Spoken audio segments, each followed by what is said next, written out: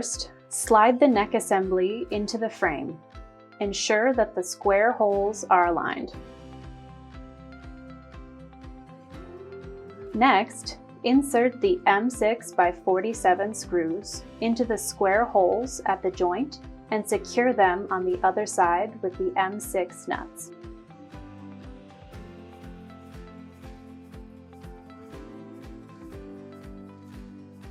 Tighten these nuts using the included wrench.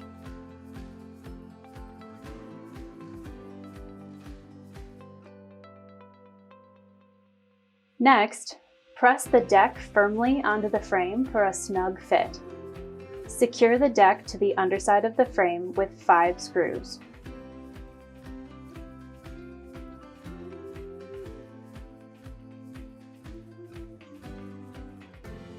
Use a Phillips head screwdriver to secure 4 M4x12 screws to the outermost holes.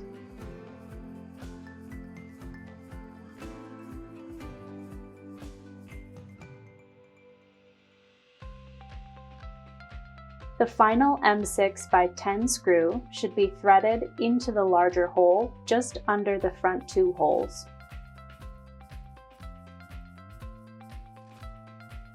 Secure the rear of the deck with a washer head screw on each side of the rear fork.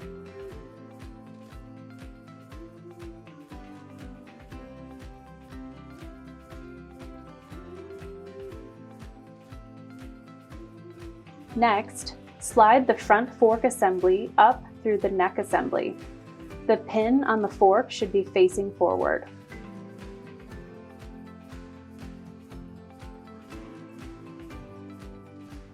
Next, extend the handlebar by releasing the lock clamp, pushing in the pin at the bottom, and pulling up on the handlebar.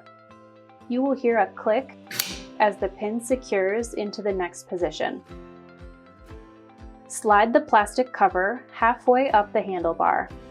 Hold the plastic cover in place during the next step to keep it from falling. Fit the handlebar over the front fork tube. Align the holes of the front fork tube and the stem.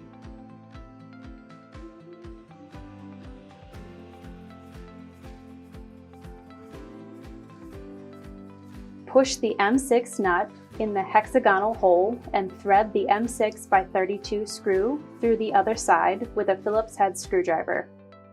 Screw in until fully tightened.